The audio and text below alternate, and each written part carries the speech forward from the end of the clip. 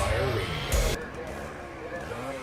Hey everybody, it's Rob, Frontline Mindset with National Fire Radio. I am excited today to have my guest on. I will tell you that September 8th, I got this thing coming across my feed, so I want to share it with everybody. 17 years ago today, I died. I was 19 years old, and I was walking across the road when a drunk driver ran a red light and sent me flying 30 feet through the air. I landed hard on the side of the road with my body twisted. I had a compound fracture in my left femur, 2 fractures in my left hip, and a torn MCL and ACL in my right knee. Those were bad injuries, but the worst part was I was in traumatic arrest, had no pulse, and had no breathing. San Antonio Fire Department took 8 minutes to get to my scene and started CPR. For 8 minutes, my brain was without oxygen. You are only supposed to survive 4 to 6 minutes. This picture is a picture of the road today and is where I died 17 years ago. There is no marking. The building is also gone. I am still here because I was brought back to life. For that, I am forever grateful to the San Antonio Fire Department. My legs healed, but not without pain. I was told that I would never walk again. I was told that my life would be changed forever. The doctors got something right. My life was changed forever. Less than 6 months after I was hit by the car, I started my job as a lifeguard at Six Flags Fiesta, Texas. This was the beginning of my journey as a first responder, and I wanted to pay it forward. 17 years later, I hope I have done that and continue to do so.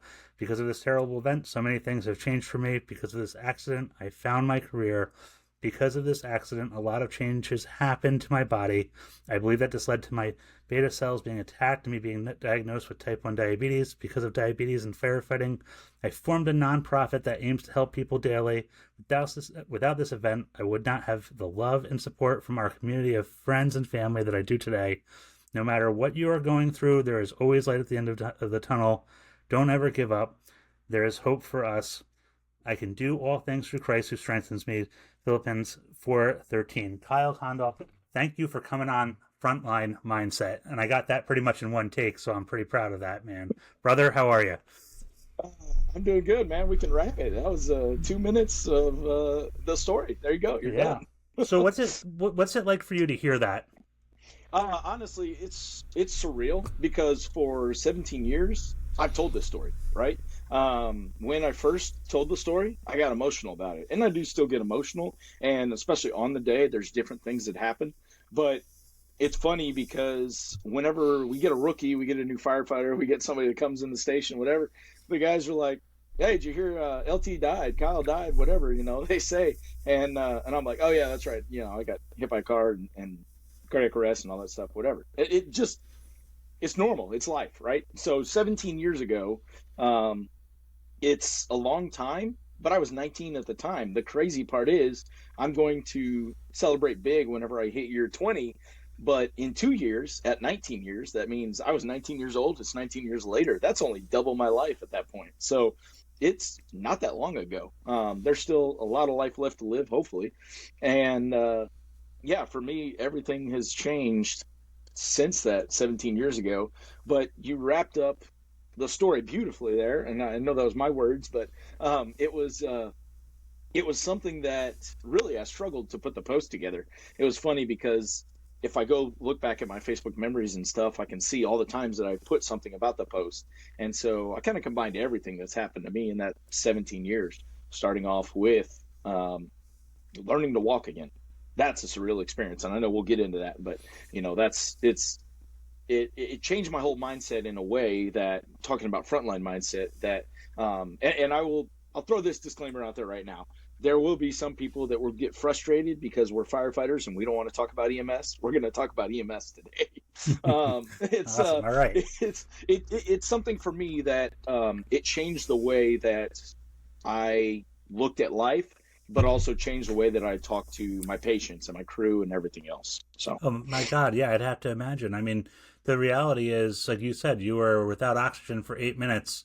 And I truly believe that, and I know San Antonio is an ALS department, so like good quality ALS care got to you along with good quality BLS care, because I'm sure there was an EMT that was making sure the paramedic was BLS before ALS. But like these things happen, and you're here as a result of it, right? Like, yeah.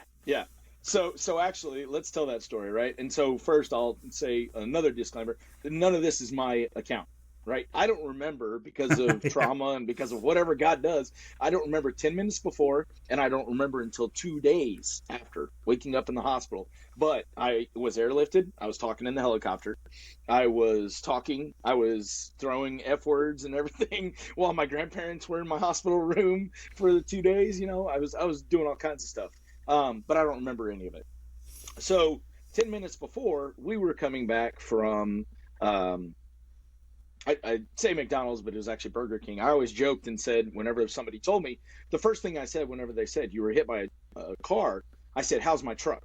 I didn't ask anything else, right? I'm laying there and everything. And then they told me, "No, you were walking across the road." And then they told me what I was doing. I was holding, I say a hot and spicy, but I was holding a burger in one hand, French fries in the other. I asked them, "Did you get the food?" Yeah. I was worried about that. I was 19 years old, man. I was stupid Man, back you then. you were So destined for work as a first responder exactly. on So impact, literally. yeah. So but whenever I got hit, the guy that hit me, about 30 to 50 yards down the road, I landed. All my friends were going to surround my body at that point. I was the only one walking across the road. And so it's from my friend's account, it's from first responders' account, because lo and behold, I dated a girl. Later on, it was her uncle, my ex girlfriend's uncle, that actually traction splinted my leg, and was there, told me this story later on. And it's from all those accounts. And then my parents' accounts, right? My family's accounts that I got, that trying to figure out what exactly happened. I did the easy thing. I laid in the hospital bed. Hmm. I was unconscious. They had to go through not knowing that their kid was alive or dead, right? So we'll start off. I got hit first. I flew 30 feet. He drove down the road, 100 yards, about 100 yards down the road. He stopped. Possibly saw everybody in his rearview mirror. Who knows what was going to happen? Possibly a hit and run situation. Doesn't matter. First thing he did was he ran from his car all the way back and jumped on my friend's shoulders, grabbed her as she's sitting there by my lifeless body, and he said, "I swear I haven't been drinking." First words out of his mouth. Hmm. That's a Very peculiar, right? yeah, So weird, bold move, Cotton. Let's see how this plays out. exactly. So here's the problem. This is also in a rural area at that point. This is why it took San Antonio 8 minutes to get there. There's now a fire station not far down the road from this spot. And there's also a crosswalk I call the Kyle Kondoff crosswalk. There was not a crosswalk there before. So um, but it was in a rural area, so now there's a crosswalk there, now there's a station there, but before it was 8 minutes. So San Antonio gets the call. They got the call not from anybody on scene, from a passerby that just saw me get hit. This person was saying on the 911 recording that they saw me get hit. Said that one SAPD officer went to the scene with fire responding, fire and EMS, right? So the ambulance actually got there first. Whenever the ambulance got there, the crew looked at me, didn't look good, and one of the medics, because San Antonio rides both medics on the box, one of the medics didn't really seem like he wanted to do a whole bunch. Like, this guy's already gone. It's been 8 minutes. And now, move on from there. The other guy's like, "Hey, man, we got to do our job. Let's go." Because of that guy, my life was saved. Because the Right. other guy, he would have given up on me. So, as much as I appreciate other first responders, I really appreciate that medic because he saved my life. Now, one SAPD officer got there on scene. Right, he was more concerned with traffic control, with making sure I was okay, with everything else. That they let the guy go that night. They let the Uh, guy go, and in the police report, he says he doesn't appear to be intoxicated. Now, I don't have such a bad thing against cops. For a while there, I really didn't like him, but the police report also says that I was wearing a green shirt with dark gray sweatpants that night. I have pictures, and they were cut off my body. I was in my boots. I actually flew out of my boots. I had blue jeans on, and I had a gray Coors Light shirt on.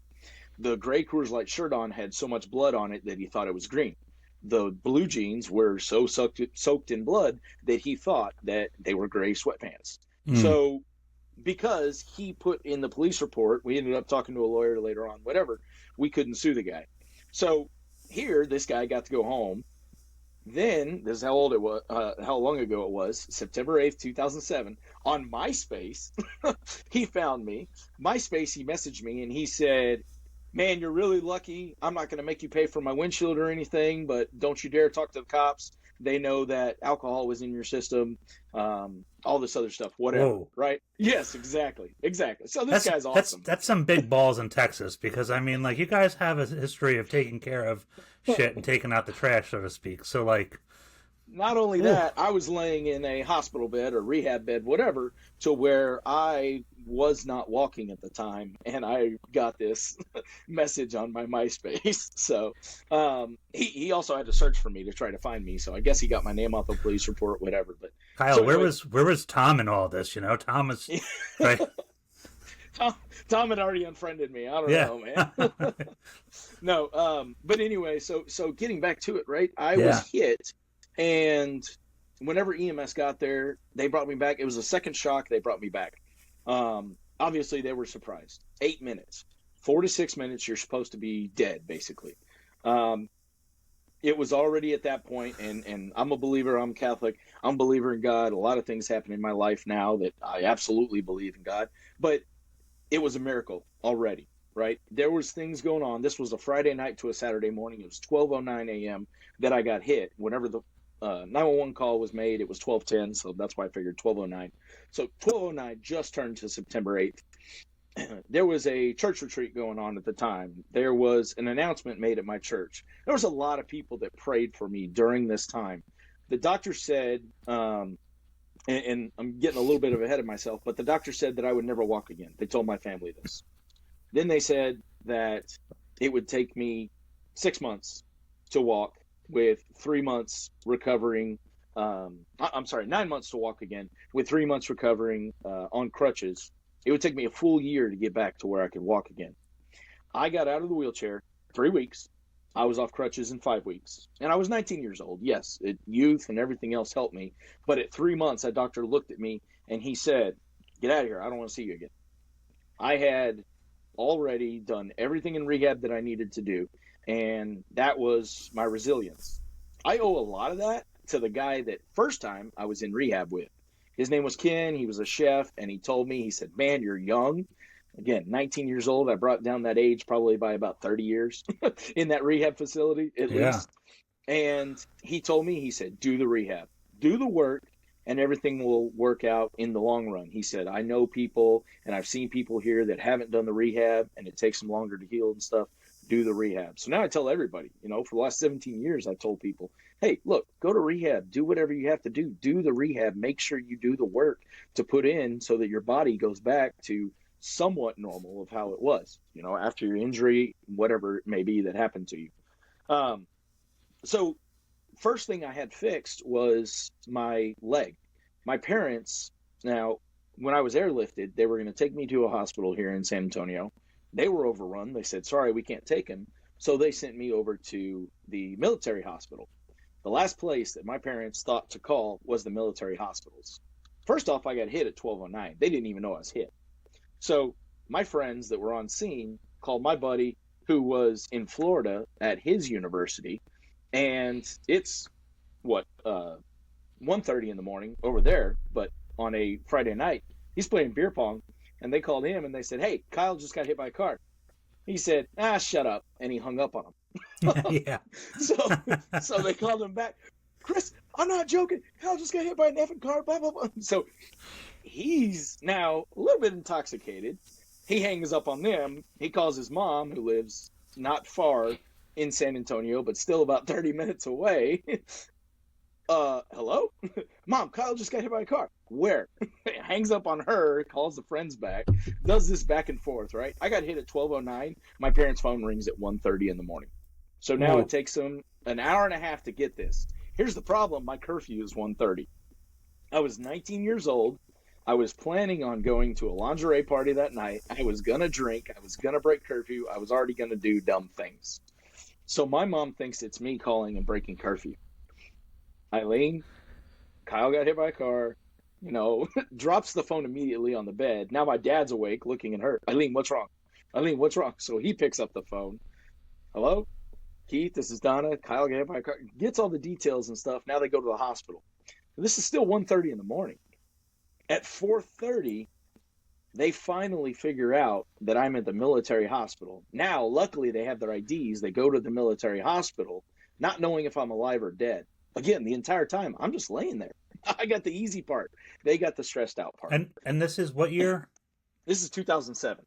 So The what mili- iPhone is 1 year old. what what military hospital are you at?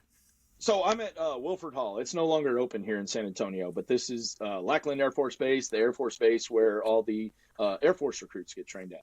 So Yeah. Wilford Hall was a Trauma 1 at the time. It was the only Trauma 1 other than University Hospital, which is the county hospital.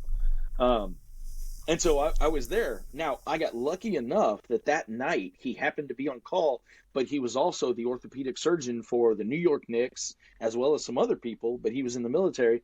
I don't remember his first name, but Dr. Katamus was my surgeon, and he did a great job. So I have a titanium rod through my left femur. That's what fixed my bone. I had a Oh, you compound gotta be fracture. awesome going through TSA, man. Actually, it's titanium, so it doesn't affect it at all. That's Oh, the thing. son of a bitch! I was hoping in the thing they're like, he's got something. He's packing, like, you know. The metal screws though that are holding it in, that is the thing that does control it. So Okay. so I've got the titanium rod, right? So then I healed up from that. But a week and a half later, I had gone to rehab. That's whenever I was in the room with Ken, and I had to have my knee repaired. So with a knee, I was like a pregnant woman. I got to have an epidural. Never want to have that, and I feel bad for pregnant women for that. You see that needle, it's like, oh wow. But I got that, and I had my knee repaired. I had my MCL repaired on my right knee. My left knee was my compound fracture, my femur. So my right knee, and they said, there's a 50-50 chance in the future you'll need your ACL repaired. I'm like, can't we just do it now? Yeah. I'm 19 years old. Let's do it now. It would take too long for the recovery and everything. Okay, so whatever. I didn't know so about your plan. yeah, exactly. So I never had it repaired. I still haven't to this day, and on both knees I can feel popping and stuff like that. But it's funny, whenever you're 19 or 20 or even 36 now, there's old people that are like, oh, wait till you get my age. I'm like, I am your age, I promise. I've got bones of an 86-year-old. Yeah. But so anyway, going back to the story, right? I dealt with everything, and I was in rehab all that time, but I worked to get out of everything. I was resilient in that because I wanted to do what I wanted to do in life. Now, at that time, I didn't know what that was. Not until, just because I don't even remember what it was that I saw, but some ad, I applied for Six Flags and I got lifeguard. Well, that summer I moved up to lead, and next summer I moved up to supervisor. And I was in there and I was talking to people. Some of the people I talked to were the EMTs who also had full-time jobs at SAFD and other places, whatever. And they said, go be a firefighter. And I was like, huh, that's actually something. And so I chose at that point in my life to pay it forward. I said, my life was saved. I'm going to go save other people's lives. Now, I, as a firefighter, believe that acts of service is a thing, right? We have community service. I didn't know anything about Alan Brunacini, but I was teaching and preaching and doing community service long before I heard about Alan Brunacini, because I think that community service and giving customer service, customer service is very important for us. We have to look at that patient as our customer. But also, whenever I was learning to walk, I ended up going back to school. When I was at school, it was such a big campus at University of Texas San Antonio, such a big campus that I would take my wheelchair. I could walk, I could get up and walk, but I had to crutch, and I would feel pain, and I needed to rest and stuff like that. So I took my wheelchair so that I could wheel around campus. I was looked down on. I had doors, like, not pushed closed on me, but people wouldn't actually open them, and then people would feel sorry for me because I'm 19 years old in a wheelchair, because they look down at that person because they have a disability. And I don't ever look at a patient like that. I don't ever want anybody else to look at a patient like that. It doesn't matter if we're going to lift grandma at 3 o'clock in the afternoon or 3 o'clock in the morning. It is all about the customer service aspects of it all. And that leads to the fire service, right? That leads to our EMS, but that also leads to our firefighting.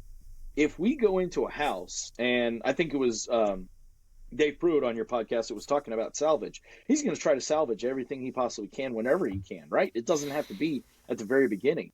But if we go into a house of a millionaire, I promise you that millionaire has insurance and they can get whatever they want. I can't give credit to who said this. I wish I could, but I don't remember who said it.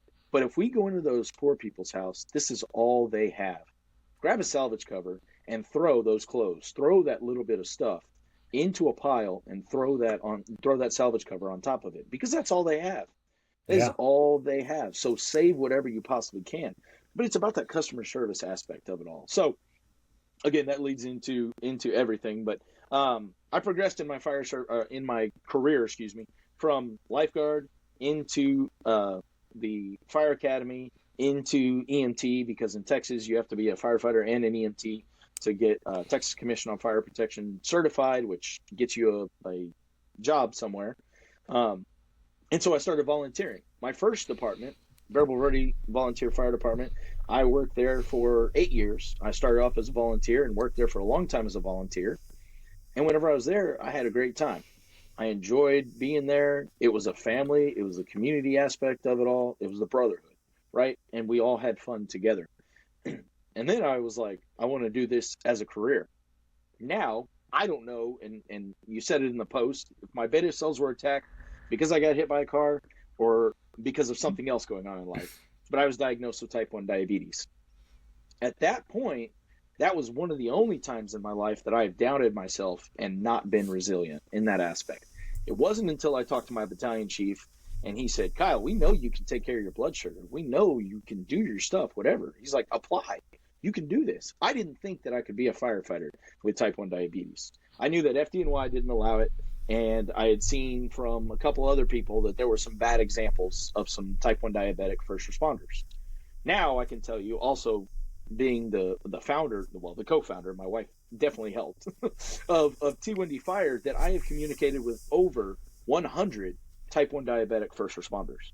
I know that many people that have done it, and I continue to mentor guys across the country that are in fire academy or want to be fire cadets or whatever with type 1 diabetes. I know that you can What's the do it. number again that you've talked to? Over 100. Or one? Okay. Yes. Just because I've communicated with them through social media and stuff like that. It's been, to me, trying to show people that you can be a firefighter, you can be a cop, you can be whatever. With type 1 diabetes, you can do it after you get hit by a car. You can do it whatever. You don't have to actually hold yourself down in life by anything that's happened to you. You can turn it into a positive. And I will say I'm an example of that, but there's plenty of other people who are examples of that. I don't have to be the one who's the only example, right? We can all do something, and we don't have to focus on the negative of everything. We can look at the positives. My therapist, whenever I was in rehab, didn't understand how after 3 weeks, the doctor's like, yeah, he can walk. He's like, wait, what? He's like, Yeah. we can start? Now, let me tell you, that first time, though, jello legs. Yeah. Getting out of the wheelchair as soon as I got back and learning to walk again is a surreal experience whenever you're 19 years old. But, I know I'm going through the story at different times, but going through with a support system, too, is what's important. Looking at whether it's firefighting and you have the brotherhood, or life and you have your family, using that support system is what's important. You can get through those things, but you can get through it in a positive way. Now, I'm not positive all the time. There's days where it sucks. There's days where I feel it. There's cold days and definitely rainy days where my body hurts more than anything. Yeah. There's also other times where I've hurt myself and different things have happened. But no matter what, I'll get through it. So, 10 years later, right? September 7th, 2017. This is something that I didn't post this year, but I was going to post it next year.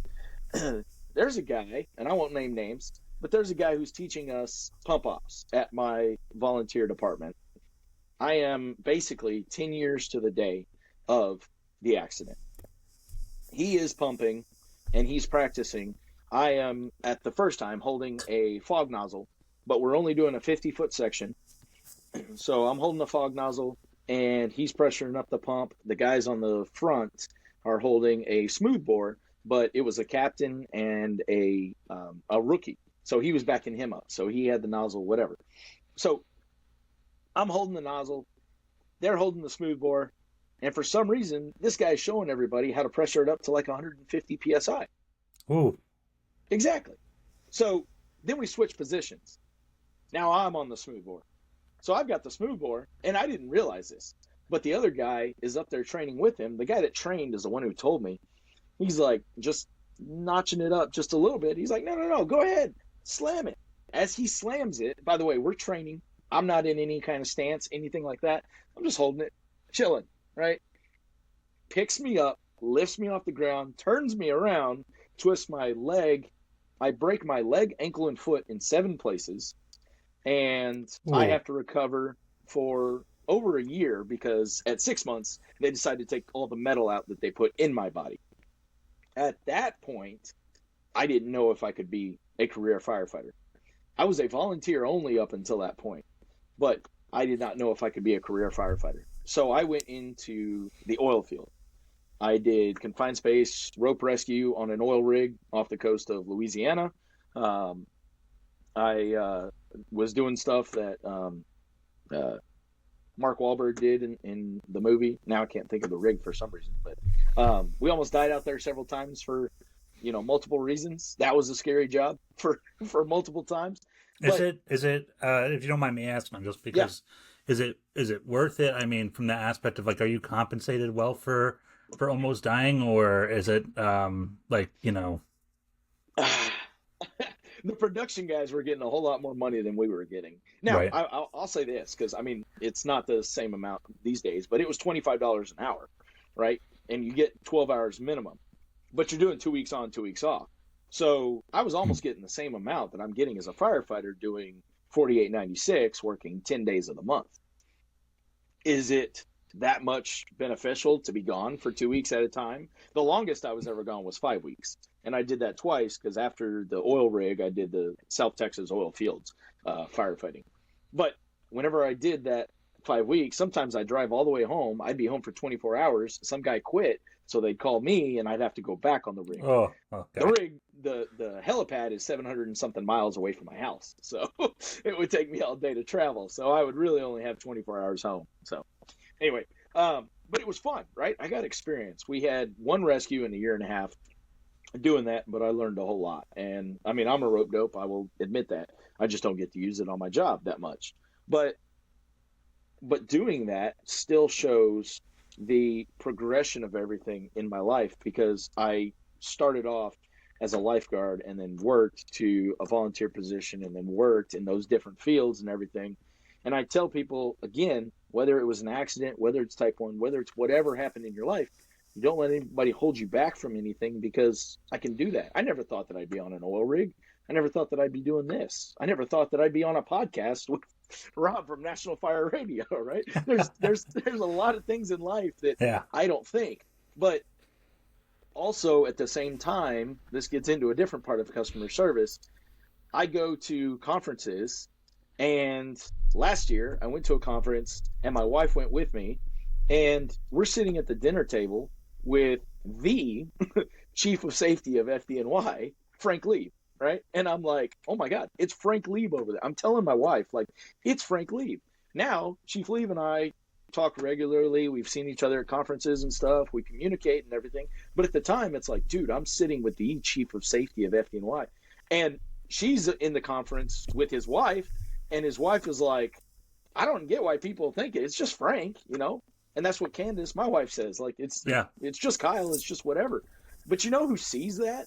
Other firefighters. They see Chief of Safety Frank Lee. But you Mm-hmm. know who sees us as normal firefighters? The kids, the community.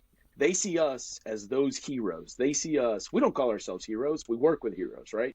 But they see us as heroes. They see us as those guys that are showing up on the truck and they're like, oh my God, I want to be that guy. Or those guys are really cool. They get to spray water. They get to do things. You know, they're running in burning buildings. They're wearing all this gear. Half the time we're like, oh my God, this gear's so heavy. We don't, Yeah, you yeah. know. I always But say too, right? Like we're in this interesting profession, and no one's ever upset to see us really show up. exactly. Like, you know, maybe on a rare occasion in the 25 years that I've been doing this, that somebody's been upset with us. Like, and I can count on one hand. You know, like it's just so it's yeah. Like I hate using the word sacred sometimes, but this really is like if I look back, I've had a pretty sacred career because of and just that, like the way the kids look up to us, Yes. And I always tell the guys like give them that opportunity to sit in a fire truck. Like I don't ever want them to walk past a kid unless they're going to a run and not engage them. Yep. Wave, say hi, do something. No, absolutely. And Something positive in case any of you guys are watching. I don't want you to do something stupid. that's what guys don't get, right? They don't get it because we throw the rookie out there to do the PRs. Excuse me. We have Fire Prevention Month coming up next week, right? Mm-hmm. And the presentations are going to be given by the junior most guy. Should we throw the guy with the most knowledge out there? Maybe sometimes, but we're talking to fifth graders and under. We're talking to high schoolers. We're talking to guys that maybe these kids that want to see a big red truck and want to see us in gear, maybe not care that much, but sometimes we have to make them care. But some of us, not myself included, although I liked whenever they came to the school, but some of us actually thought of it as a career after those guys came. And that's what we have to think of too. It's a recruiting tool. Yeah. That's what people don't think of sometimes, that it's just like, oh, well, we're going out to see the community. Like, represent the community, whether you're going to the gas station or whether you're going to a PR visit. Yeah, and I think too, Kyle, like I think back to fire prevention, right? And like I was just in such awe because my dad was a volunteer firefighter. I mean, my mom volunteered with the ambulance corps and then she got into the fire department, but like when I was in like second grade, like I knew all these people. Like I felt like I knew the celebrities when they came in, and it wasn't like, not to be gruff about it, but like man, like I was like, none of your dads are firefighters, like Yeah. so yeah, it was like it really piqued the interest, and I still have this image of my dad driving past the house and he turned the lights and the sirens on, waving at me, like it just, yeah, there's really like, and for us now, like we don't know who, at least in New York State, like our volunteer fire service, like it's in dire straits, and I don't know where we're going to get our next members, and I think it's something we have to eventually one day, not to get too off topic, but we're going to have to start addressing. And if we don't put a good impression out there, we may just get that, the next Kyle from just simply being nice to somebody at the grocery store. Yeah. No, and I don't think it's off topic, right? I think it's something that we don't talk enough about, but what we don't realize is y'all are having volunteer and recruitment problems in the Northeast. I mean, again, talk to Chief Lee. He says, I mean, FDNY has recruitment problems, right? Yeah. We can't retain the people that we have for different reasons. They have 60,000 people that come out for a test every 4 years or something. That number goes down. SAFD has the same problem. It's great. I think it was Grapevine or somebody or Arlington. They used the ball field to take the test, and they put all the tables in the outfield of the ballpark, of the Texas Rangers ballpark. And if you zoomed in, because there was a lot of Facebook comments that said that, they said, yeah, but not all the seats are full. And that was true. Not all the seats are full. And these are the major cities we're talking about. These are the cities that, at least in Texas, you don't have to be certified to get into because they'll put you through their own academy. Now, I had to be certified to get into the departments I was with, so I had to go through the college academies. But the college academies aren't getting anybody. So it's not even just about the volunteers. It's about the paid positions. We're having that struggle in our department as well as everybody else around us. And my department is 30 minutes away from Houston. And Houston's trying to pull their guys back because everybody that's working on everything, trying to bring Houston back to the glory that it was, they're trying to pull guys from all these departments surrounding them that everybody left to. So now those departments are going to have a recruitment problem if Houston guys go back to their position. So it's just crazy across the country. And I don't know. I can't pinpoint a certain thing. I think COVID killed a whole bunch of stuff, unfortunately. But I think our recruitment problem was a little bit before COVID, too. I think that we do a great job with our fire prevention, but we don't do necessarily a great job with talking about our recruitment stuff. Yeah, I agree. So you go through this traumatic event, and I half chuckle because it's a little funny there, right? But can you just touch on real quick, like being a lifeguard, because that's something that I just don't know about. Like, did you, and you think, oh, I'm a lifeguard at an amusement park, Hmm. But like there are there are people who, I mean, I watch just people get into cars and try to drive and they don't know what they're doing, let alone parents of their kids thinking that, hey, they'll be safe. Like you had to, like, like when you talk about making grabs, like Yes. like it's not as dramatic, but like it's sometimes as simple as like reaching out either, with the lifeguard stick or with the float and then just pulling them in and letting them catch, but like kind of walk me through what that's like. Yeah, no, for sure. So the two main areas, we were all in the rides and stuff like that, but the two main areas we were in was the wave pool, and the waves turned on like every 8 minutes or whatever it was, and then the lazy river, right? So in those areas, in order to test the lifeguards, we had to throw Timmy in there. We had a dummy that we had to do because we were certified. We had to go at least 4 times out of the year. The certification company came out and they videoed the lifeguards doing things. So to train, because we had to train too, they would throw the dummy in there and we would have to rescue.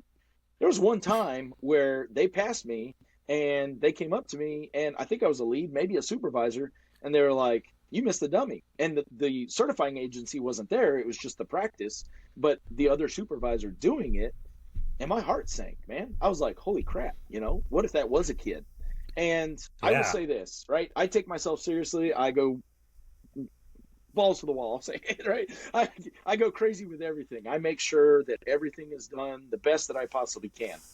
Hiring 16, 17-year olds, they don't completely understand the severity of it all.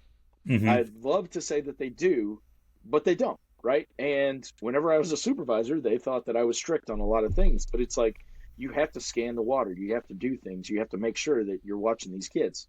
I made a couple grabs. I made a couple grabs because the kids don't follow, the parents don't follow the rules. You can't go into the wave pool. You can't go into the lazy river with blue jeans. You can't go in there with blue jean shorts. You definitely can't go on the rides because the rivets and stuff like that, whatever, scratch up the stuff. But you still get people coming up there, whether it be super long jeans or booty shorts. People try to pass that stuff through because way Hmm. back when the water park was free. So people would go to the everyday park and then they'd be like, oh, I can get in the water park. Cool. And so anyway, the kid had probably way too baggy jeans on. He might have been 10 years old, but his jeans are weighed down by at least 20 pounds now, extra with water, and the waves are on. So he's bobbing in the water, and I'm watching him struggle. And it was like, I'm not going to let that happen, right? And afterwards, one of the other lifeguards is like, hey, man, nice grab, but, I saw him. I wasn't sure if I was going to go get him. Dude, go get him. Like, it doesn't matter. Even if you make the Right. mistake, like, this isn't going to happen. I mean, look at Backdraft, right? They laughed because the kid saved the dummy. Okay, cool. You saved a mannequin. But guess what? You made a save. If you Right. thought that was a person, you thought that was a person. I mean, Well, do they and make fun of you? Absolutely. But at I, least you did that rather than letting them die in there. I think the other thing too, right, is that you make that, but like being a lifeguard is paying attention to details because what looks like splashing and playing in a pool is very much, it's not far off from drowning. Like Yeah. it's not far off. Because listen, I don't swim real well. All right, like, Hmm. and I hate when I can't see the bottom of the water. So, but and I know that I'm not a good swimmer, so that like if I like that's like a drowning victim probably will kill Robert Lee, because I don't know what I'm doing. But like there are like, and I would just imagine that impression of paying attention to the details had to have left an impression on you for the rest of your fire service career. There had to be some rollover with that, especially. I mean, I could imagine there's got to be some parallels from being a supervisor of, like you said, of 16, 17, 18-year olds to being a lieutenant, different group, but like still, like there had to be so many lessons to tuck away from that. Yeah, no, I was 20 whenever I started there. Well, I was 19 and then turned 20 for the lifeguard season. But I number one, I got hit in September. Right, I was working at the water park in March. I was on a lifeguard stand in May. So Mm-hmm. not only was I walking again, but now I was already back to, or I was at being a lifeguard. That was my first job after the accident, and so I was there from 20 until 24, and I was already thought of as kind of an a hole because I was strict on certain things, because it's like, do your job right, right? Again, it's been instilled in me for my life to be customer service, and a job worth doing is worth doing right. My parents instilled that in me a long time ago. But for me, it was about doing the job. Now, whenever it came time for people to look at it and say, okay, well, we have to listen to what he's saying because he's the boss, they still try to get around you. They still try to talk to somebody else, whatever. And that happens in the fire service all the time, right? This lieutenant told me something. I'm going to go to B shift lieutenant and ask him what he thinks. Yeah. Or I'm Let me ask going to mom. jump over him and ask the chief. Yeah, exactly. And so, yeah, it did prepare me for it. I didn't want to be an officer for a while. I finally came to terms. I've been an officer for over 3 years, with my current department coming up on 1 year. But back in July, I stopped working 2 full-time jobs. I was doing 48/24, 48/24, and I did that for over 3.5 years, right? And so I was a lieutenant with both positions. Finally, I said, Oh, I got to pick one. Um, yeah, I mean, I went up through the ranks with both departments. I started as a firefighter at both departments, and so went up through the ranks there. But I watched a lot of comparisons between both jobs, as I'm sure we all do, right? You do it in your volunteer department as well as your paid department. So you see the comparisons, and there's always that person. There's always the person that wants to challenge you. There's always the person, right. and unfortunately, I still have some of those people, right? But It's you move on from there. And in the fire service, it's totally different, because I've got a 23-year-old rookie and I've got a 60-something-year-old driver, right? So you got a yeah, 40-year difference. In lifeguarding, you may have some older people that are doing it, but most likely you've got the teens, you've got the young kids doing it, because they're going to move on and go to whatever career afterwards. yeah. And it's the it's the same characters. It's a different cast who's playing them. Yeah. So yeah, that's a so you transition into the firefighting stuff. You hit on it before. You want to become a career firefighter, but you have, from whatever the reason is, you end up becoming a type 1 diabetic, and you have struggles with that. Talk to me a little bit about the work that you do as the T1D firefighter. Yeah. So I talked to a few people about it, whatever. I wasn't even on Instagram and stuff, but I noticed that because I couldn't get in touch with anybody as T1D, first responders, whatever, I noticed that there was an opening for somebody to be that, whatever you want to say, influencer or something, whatever. I just put it out there. I became the T1D firefighter on Instagram. I started talking to people, and people were like, this is really cool. And I'm horrible at social media, right? It takes me 20 minutes to think of a post to put on Facebook. And even my sister said the other day, she's like, I don't read your stuff. It takes me 4 pages to read your stuff on her phone. I'm like, I'm not a one-word type of person. I can't do Yeah, that. So, but putting that stuff out there is trying to show people that you can do it. You can do, and I've said it several times in this podcast alone, but you can do anything with diabetes, right? At that time, there was like 3 things that you couldn't do. You couldn't be in the military, you couldn't be a commercial pilot, and it's very hard to be a truck driver, but it also depends on your control and getting the right papers and stuff like that. And now I'm having the conversation. I'm working on different diabetes things for the fire service, but looking at NFPA, trying to figure out, can I do the job? Well, unfortunately and fortunately, we're protected by the ADA, but the department's also protected in a way that they can right. choose whether or not they're going to hire. I don't know how FDNY gets away with it, and again, it is what it is, some of that stuff, but I want every department to be able to look at it. Here's something that I went through 6 months ago, because I do talk to so many people on social media, is there was a mom that reached out, and this academy actually had 3 type 1 diabetic firefighter cadets. And the instructors pulled them aside and basically told them to quit. Told Oh, them that they should not be firefighters because they have type 1. And I was like, dude, I'm ready to bombard them with 30 plus type 1 diabetic firefighters just to say, shut your mouth. I know some fire chiefs. I know some assistant chiefs. I know some training chiefs. I know all kinds of guys from across the country, from going to these conferences and social media, from communicating with these yeah. people and trying to tell these guys, like, this is old school thinking. You need to think about this, right? Whenever I was going through my therapy from whenever I broke my leg for the guy that didn't know how to pump a truck, I actually found a retired San Antonio firefighter that was wearing an insulin pump. And he said, "Oh, yeah, I was diagnosed back in 1980 or whatever he was diagnosed. And he did 30 something years with SAFD. He had already been in SAFD with type 1 diabetes. And I didn't realize that that was the case at the time. Um, the thought process, though, behind all of this, behind T1D Fire and then trying to help people out is number one, I thought for a long time, what can I do? What can I do to help people? Because this disease struggles in so many multiple ways. You struggle financially, you struggle mentally, you struggle physically.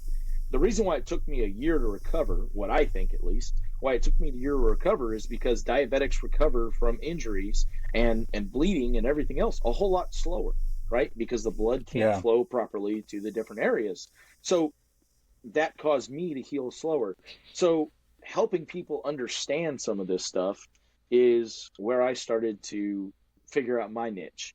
And I do some talks and I'd love to be motivational speaker, whatever to some people and informational about diabetes. But then I watch people struggle financially and I struggle financially. I had to figure out how to pay. When I got my first insulin pump, it was Medtronic, and they said, "Well, the pump's $10,000, but don't worry, your insurance is covering most of it. You just have to pay 2,700 out of pocket." And, I'm sorry, what? and who has that? Yeah. Only 2,700. Okay, cool. That's not a problem. Like, let me just pull out my checkbook. It doesn't work that way.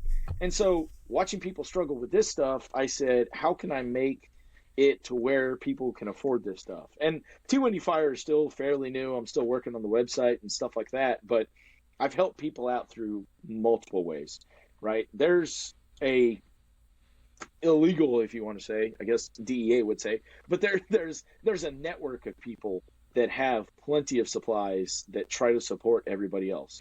It's Hmm. people helping people, right? I mean, in the fire service, it's brothers helping brothers, Right. doing things. And so we all try to help everybody the best we can. Um, I love Next Rung. Next Rung supports firefighters with mental health, and there's a lot of other people that are worrying about the mental health. There's not that for diabetes, but you know who else is struggling with the mental health and everything else through diabetes is if their kid is 3 or 8 or 1 month old or whatever, and they're diagnosed with diabetes, they're not sleeping through the night. It's the parents. The parents are suffering. The family members are suffering. I was 27 years old when I was diagnosed, so my family didn't have to go through it as much as one of my um friends from high school that their kid just got diagnosed the other day, and I think she's 7. And so now they're having to go through it. They're having to go through the stress and everything, and now their kid has to learn something new. So just watching all of that just came to a point where it was like this isn't out there for people. Let me figure out how I can do something about it. And again, I'm just one person. There's multiple people that can do things out there. If somebody copies me, they copy me. There's so many copycats on firefighter things and training and stuff like that. It's like it's more about getting the word out to people. Um, that's just helping people. I mean, Yeah. I've been about helping people all my life. I was telling my dad this the other day whenever we were talking about acts of service and stuff like that. And you know, I was a Eucharistic minister and an altar server and a lector at church way before I got hit by a car. Whenever I was a kid, whenever I was a teenager, I was doing this stuff. So I was growing up doing this stuff. I was growing up helping people, and I always try to do that. Sometimes to the detriment. Sometimes I help people so much that I'm not helping myself, or I'm not doing what is best for the people closest to me, my wife included, right? She's had to sit me down several times and be like, you need to take a step back and focus on us. And Yeah, I've had sometimes that that happens. conversation a couple of Yeah. times. Yeah. I sorry, I've been told that there was no conversation. It was you will listen. Yeah. Yeah. For sure. For sure. Yeah, But yeah. I don't want to get. Please don't take this as a political. This is actually my own curiosity. I know the current administration talked about capping insulin prices at $35 or something like that. Is there? Because I don't know, right? And I stay like I think I'm not unique than most firefighters because, like, I look at my job, especially now getting promoted this past April to deputy chief, like, I have other shit to worry about versus what political people are telling me. Yep. Did was there relief for people with diabetes with medication and the cost of it? Okay, so I'm going to use, because she's my family, I can say this, but I'll use my aunt as an example. Yeah. She was diagnosed in 2004. And so that's about as much as I knew about type 1 diabetes. I didn't know anything before that. And so once I was diagnosed, I tried to figure out all the kinds of things about it, right? Here's the conversation that I just had with somebody the other day. I had Blue Cross Blue Shield. You have Blue Cross Blue Shield. Our insurances are not the same. Our Right. coworker, I'm sorry, not our coworker, our employers negotiate for us. Our insurance adjusters, whatever, they negotiate for us. It doesn't mean that mine is going to be exactly the same. So this is what people don't understand. The only thing that is exactly the same is Medicare. Medicare is totally different to where they can do whatever they want. That's government run and everything. So government plans, Medicare, whether it be Part D, Part B, I don't know any of them, but Right. all of those are capped at $35. Okay. Here's the other part, though, about my aunt. This is where she comes into play, is she was diagnosed as a type 1 diabetic back in 2004. Now she's seeing a doctor for whatever reason. She needs to see an endocrinologist, and I tell her this, but she's seeing a doctor, and the doctor's like, well, no, you're 50-something years old now. She may be 60, whatever, but you're type 2 diabetic. It doesn't work that way. You don't go from type 1 to type 2. Right. You don't go Yeah. from type 2 to type 1 unless you're misdiagnosed. But I'm she wasn't misdiagnosed. She was definitely a type 1. I'm an So, EMT and I even know that one. And I'm not a I very good mean, EMT. I'm like, yeah, it's really frustrating. But you say that to the point of you're an EMT and you know that. I've had conversations with paramedics and I've actually talked to patients, right? I've been talking to a patient before that we're going to for a hyperglycemic episode. She is 256 and she's like, I haven't eaten in 3 days. And this ambulance agency was around the corner. They came in and everything. And I was talking to the patient. And she's like, I haven't eaten in 3 days. I'm like, what is going on? This doesn't make sense. Do you have insulin? Are you doing this stuff? She's type 2. She already knew this stuff, right? And so as I'm talking to her and understanding what's going on, the medic from the other room goes, dude. She walks around the corner and she goes, please don't make my job any harder. I was like, I'm sorry, what?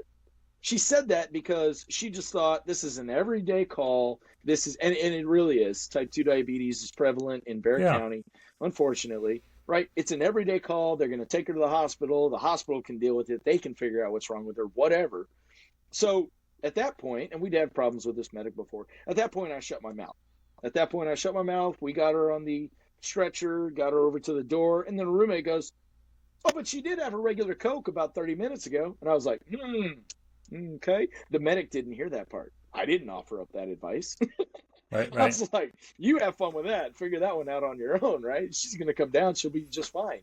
But that's the part, is the fact that as an EMT, like you said, as an EMT, we're thought of as we don't know anything.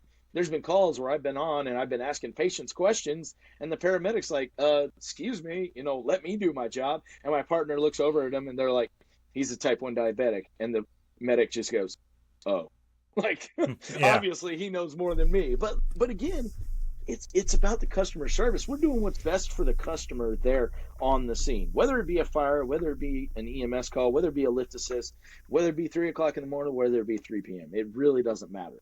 But my aunt's not getting the best customer service, and that's her doctor. That's her doctor telling her so. And so I will say it, I'm giving her insulin, right? I know she needs insulin. I know what insulin she's on, but she can't get it from the doctor because the doctor wants to put her on type 2 medications, wants to take her off insulin, and my aunt needs the insulin to live because you can't get off of it until we have a cure for type 1. You can't get off of it. Yeah. No. No. Yeah. So she's struggling now, but she can get that $35 cap. So that's where she's not the only incidents like that, right? So That's it's the more frustrating for part. the Medicare, I and that's where they're helping out. Okay, that makes sense I then. believe so, yes, but I Yeah. do know people that are still paying $250 a vial. Right. Um. What do you think the misunderstanding comes out to? Because, like, I mean, just on type 1 versus type 2 is obviously, we could go on for hours on that, Yeah, but like, like I'm sure that you have seen some pretty abhorrent care of diabetics, and that's got to be even more frustrating as a type 1 diabetic. Like, how does that, like, what can we be doing better as Oh a fire man. service? So here's where the fire service gets it, or I say fire service, but first responders get it right. We're checking a sugar. We check sugars. The hospitals and the doctors are not always checking sugars. It used to be called juvenile diabetes. It's not called juvenile diabetes anymore. It's called type 1 diabetes. But it's insulin dependent diabetes. It's all these names, whatever. But for kids, when a kid goes to a pediatrician, check a damn blood sugar. Make that Hmm. something to where they check. When we have a call with a kid, check a damn blood sugar. I've been on codes before where afterwards, or I've heard from medics themselves, they're like, do we check a sugar on that patient?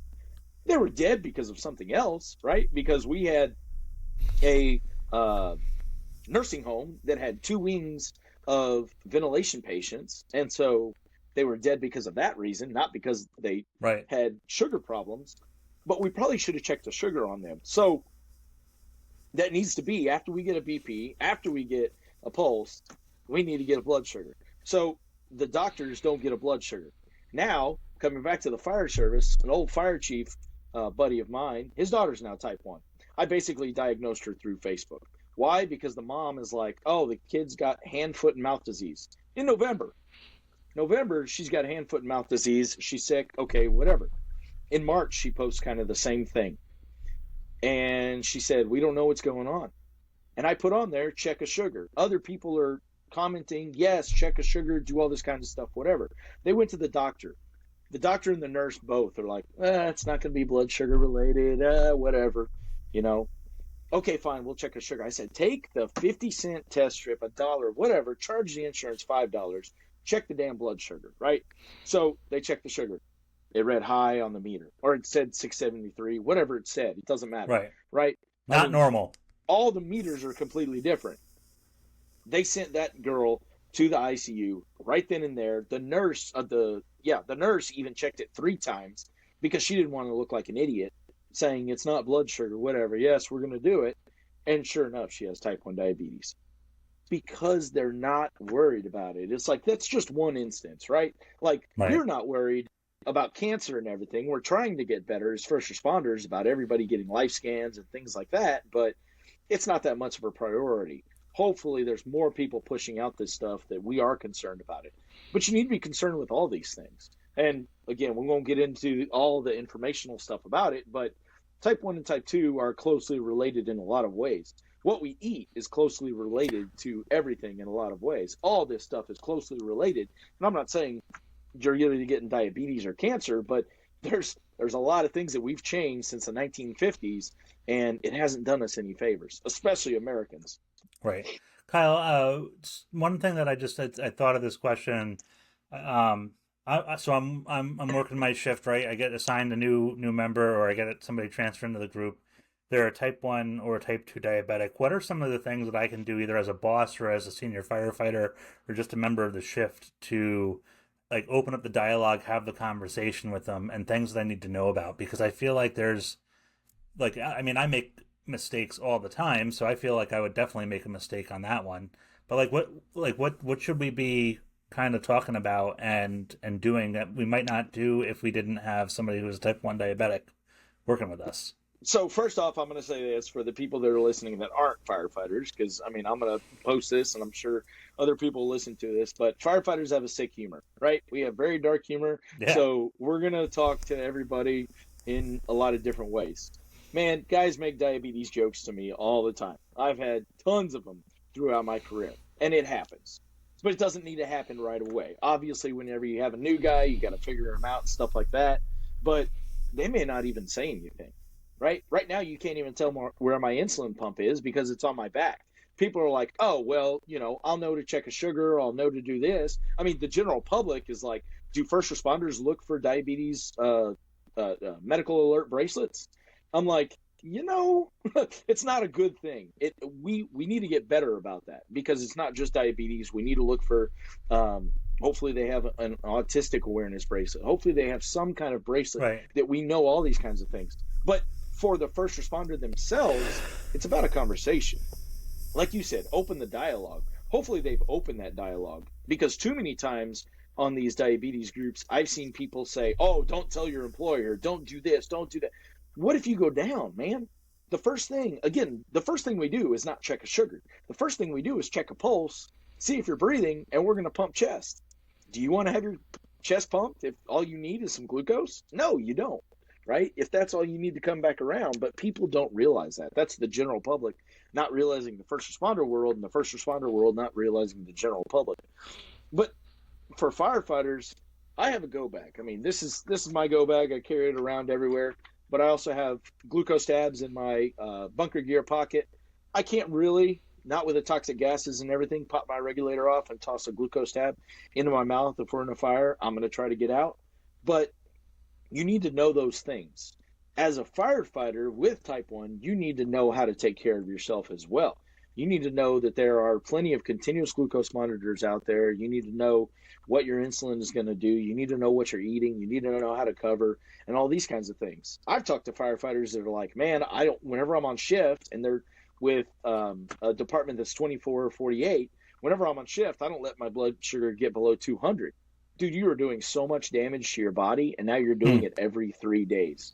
So everybody needs a little bit of education on the aspect of it all, right? But it's a conversation to have. It's a conversation to talk about, because you don't know, and God forbid this happens, but you don't know if 20 years down the road you'll be diagnosed with type 2 diabetes and you're thinking about something that you had in that conversation with that type 1. Or, again, God forbid, one of your family members is diagnosed and you're like, well, that's something they can think about doing, because again, diabetes education sucks, period. Whenever we go to the doctor, the diabetes education is not there. Yeah. So now you might be helping that person out.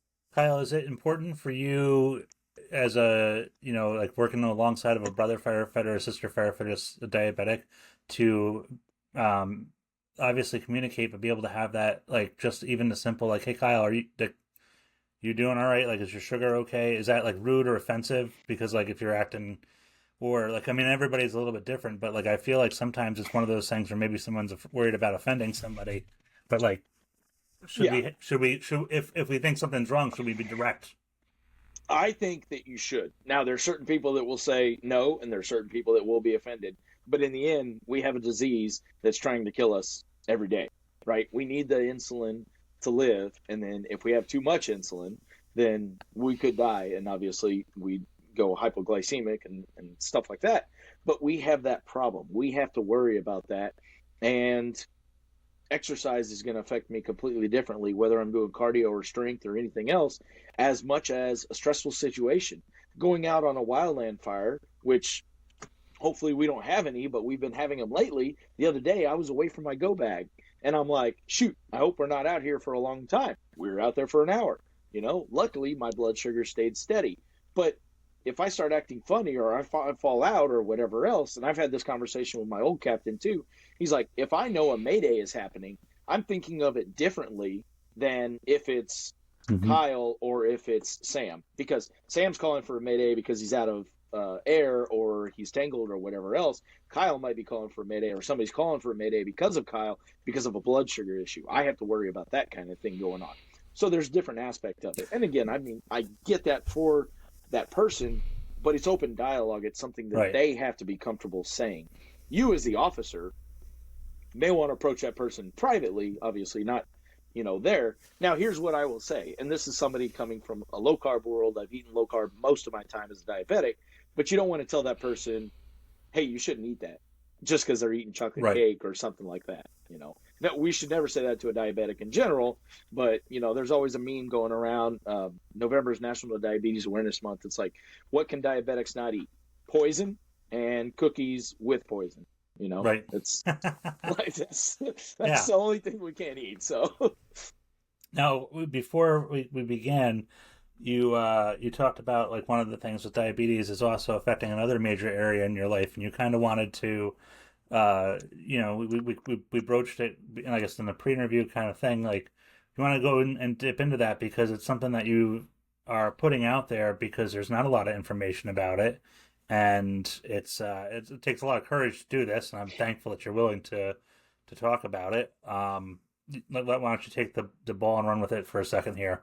Yeah. So first off, I will say this is my experience. There are different reasons, and I'll name some of them. There are different reasons why this happens, but I am infertile. It is because of diabetes. It is called retrograde ejaculation. And again, this is going into the adult side of it. But this is where the semen does not come out of the urethra, it goes back into my bladder. So I actually urinate all of my semen. It is mixed with my urine. So this cannot go into um, the uterus, right? This cannot get my wife pregnant. And so right now we're going through IVF. We've done IUI, intrauterine insemination, which is a different process. IVF is much more expensive, but in vitro fertilization in order to have a kid. I'm 36 years old. I wanted to have a kid 8 years ago, right? And so this has delayed the amount of time that we've been able to have kids, but luckily this has been a process where we've learned a lot. Throughout this time, I've searched, I've Googled, I've done different things to try to find information on this topic. And I haven't found information on the topic as much as I would love for every first responder to know about mental health awareness and everything else. There's first responders that don't know about that stuff because it's not that well known of a topic. We're trying to expand it out there. Just like cancer, I want to expand the topic on diabetes. I'd love to be able to expand the topic on male infertility because it's not just diabetics. I know several other firefighters that have talked to me privately and been like, hey, man, I'm going through IVF, or I've been dealing with this situation as well. Another thing that happens with diabetes is erectile dysfunction. I can confidently say that I'm not suffering from that, not to get too personal in there, but that is something that happens as well, right? So erectile dysfunction, retrograde ejaculation, and a couple other things can make problems for diabetes. But one of those problems is male infertility. So we've had tests done, we have all kinds of things done, and I've put our journey out there. I've now done our IVF updates, and hopefully in a few weeks, whenever it's transfer day, we'll be able to put out an update as well. And after that, nobody will hear from us until, God willing, we have a positive pregnancy test, right? But we looked for stuff. I looked for stuff, and I had to get my wife, who's not exactly comfortable with everything I put on social media, I had to get her comfortable with doing it. And I said, it's not about me. It's not about any one person. It's about the greater community and everybody seeing this because nobody's talking about this stuff. And Mm-hmm. once I put it on social media, I had 8 messages, not comments so much on there, but I had 8 messages from guys that are like, hey, man, I'm going through the same thing. Thanks for talking about this. And some of them were diabetics, and some of them were firefighters, and some of them were just regular people. And other people that have actually gone through some of this stuff and been like, thanks for bringing this to light. Because I feel like we were in and I mean, I was raised in the 90s, but we were in a very polite time. And we were in a time where our parents and grandparents don't want confrontation that leads to manners, that leads to everything else, and it leads to stuff in the firehouse where it's like, we're not going to hash stuff out, right? But we need to, where Yeah, we don't, yeah. we don't talk about these things. So we're starting to get a little bit more vocal about all of these important issues. And that's what I think we need to do. I Um, uh, I didn't think that it was as much of an issue in general. Um, I mean, I can draw a parallel and be like, okay, it makes sense as a diabetic, you're going to have these issues, right? Because you're the type 1 diabetic. There's all sorts of things that you're going to have to contend with because you said the disease is trying to kill you. But Maya Brown from the Bellatine Guild, like she opened up my eyes to that infertility problems are not just a female issue; they're a male issue as well, and yep, how our turnout gear, like all these things, are affecting the ability for us to have a kid. I mean, just the sleep cycles alone, yep, and then how hot our junk can get, literally from our yep, turnout gear, can cook things right out. So that's not, so you're going to be infertile because of the heat, yeah, and it doesn't have to be from. And I'm not talking about heat from a fire. Just putting the right, your turnout pants on an SCBA, that's enough to I think what I forget what the uh like not even 15 minutes of work thickens the blood, right, from overexertion and stuff like that when we're out there doing stuff. So like it was one of Frank Lieb's actual tips there from the FDNY tips there. I printed it out and put it in the bathroom over the summer. But yeah, like these are all things that affect us, and then you have this, and you Yeah. know, like Yeah, and people don't realize that I have one autoimmune disease, right? Well, I actually have two. I have gastroparesis as well, which is slow emptying of the gut. My valve on the bottom of my stomach doesn't close and open the way that it should, so food sits in my gut, and that affects my blood sugar over time. But people have Hashimoto's and they have celiac, real celiac, not just, oh, I'm afraid of gluten. right. They have My sister in law has Stiffman syndrome. She's type 1 diabetic. Yeah, and again, so most of the time, whenever you have one autoimmune disease, you have another one. Yeah. But these are things that people don't think about. They don't look at. The research isn't out there. It's just let's treat. I was just having a conversation recently with somebody where we were talking about the new drugs that are out there, and they're not new. Ozempic's been out there for 20 years, right? And I know I'm getting into a lot of the medical side of it all, but Ozempic has been out there for 20 years, but because Oprah was using it and because it got popular and everything else, now Ozempic, Mounjaro, Zepbound, all these drugs are out there for weight loss. Well, that's great. But what stops after you stop using the medication? The weight loss. You go back to doing whatever you're doing. What stops after you stop doing keto? You gain all the weight back because you go back to eating the way you're doing. So, yes, I believe in carb restriction. I believe in a lot of this stuff, but there's also a lot of side effects to this stuff. I'm watching somebody and they're getting sick whenever they're doing this kind of stuff. So what's the detriment of all this stuff? I can tell you there's no side effects to using insulin. You know why? Because your body's making it just fine. Right.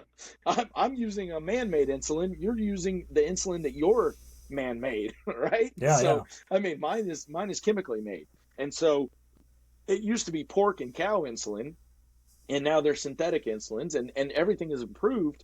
But I was having this conversation with somebody yesterday. Like, we have done so much in the last 40 years through technology, but people don't understand that not only through technology, but through medicine, through everything else. I mean, just look at the firefighting side.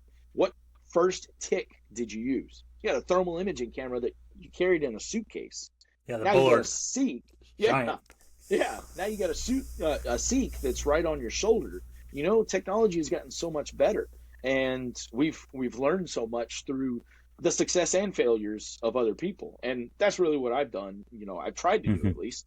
There's times where I haven't learned successfully. There's times where I failed multiple times. Yeah. But you know, whenever it came to training, something that I wanted to hit on, and I talked about him before, but David Pruitt really opened up my eyes, because back in 2021, Honor the Fallen Fire Conference back in Oklahoma, it was Corley Moore's conference. He told me whenever I was doing ladder throws, he's like, "Hey man, do it this way." I mean, I'd already been a firefighter for however many years, right? For at least 10 years. And I was throwing a ladder the wrong way. I was nervous about doing it in front of people because I didn't want to fail. I realized at that point, because what David said, he was like, "Dude, this is training. Now's the time to fail. This is where you need to fail." Right. Now I teach that. I tell everybody that because he told me that, because for 10 years, I was afraid to throw a ladder. I was afraid to do these things. I'm afraid to let this nozzle whip out of my hand because I can't hold it properly. Whatever the case may be, I don't want to embarrass myself, right? Who cares about embarrassing yourself? Just get out there and train. Get out there and do things. Dude, this is the time to fail. Yeah, I screwed up forcible entry because we never had a door prop, so I never got reps in. And I remember going for my municipal fire instructor, and I was with some great brothers from White Plains and Rochester, and I said, "Hey, I don't know how to force a door." And they're like, "What?" And I was like, "I mean, I know the basics, but like, somebody run me through this because I don't do this." And they're like, "What do you mean?" And I was like, I literally don't, like, most of the doors are unlocked. Like, and if I do have to force a door, I can usually just mule kick it and it's done, you know, like, Yeah. So yeah. And then thankfully, when someone got promoted to the training captain's position, they were able to acquire a Woods forcible entry training door. Now, I'm not a forcible entry expert, but I got the reps in. So I did that with drafting, man. They moved me to a station and they were like, "There's like 7 hydrants in your area. Good luck." And I was like, "I'm sorry, what?" So I had to figure out real quick how to draft, and I'd done it a few times in training, But I'm not an expert at drafting by any means, right? But I can drop a tank and figure it all out. I Mm-hmm. can look at these things and see what exactly needs to be done. Well, Kyle, we've been going for over a little bit over an hour now. You know, kind of want to start wrapping some of this stuff up just because I like to, time wise and everything else. But what, where, first off, what do you, in closing, what do you have for everybody that's out there on the from Frontline Mindset? Well, so I end my Facebook post with this because I think it's important for everybody to understand there is, and I believe my sister's about to ring the doorbell. I just saw her pull up. There is no such thing as a perfect diabetic, but also doesn't matter if you have diabetes, doesn't matter what else is going on in your life. You can do anything with anything going on in your life, anything with type 1 diabetes, anything with any kind of injury, anything with anything you want if you put your mind to it.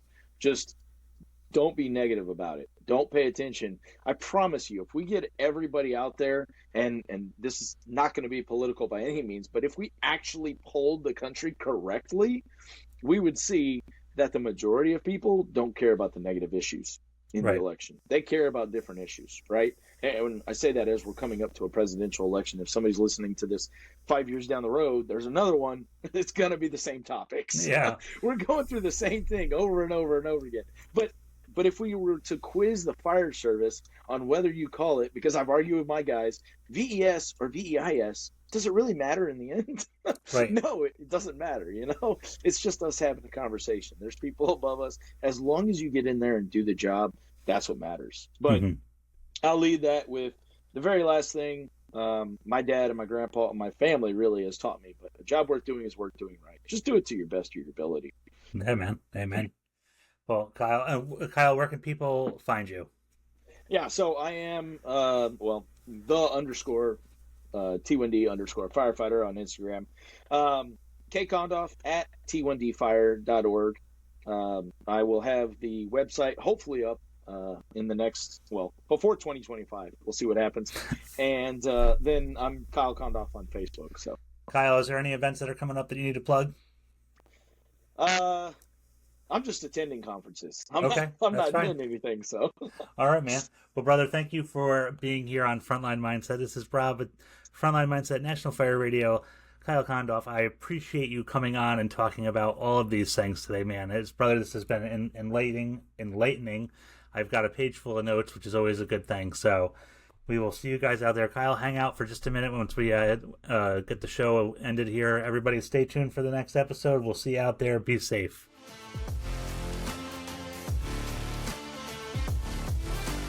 National Fire Radio.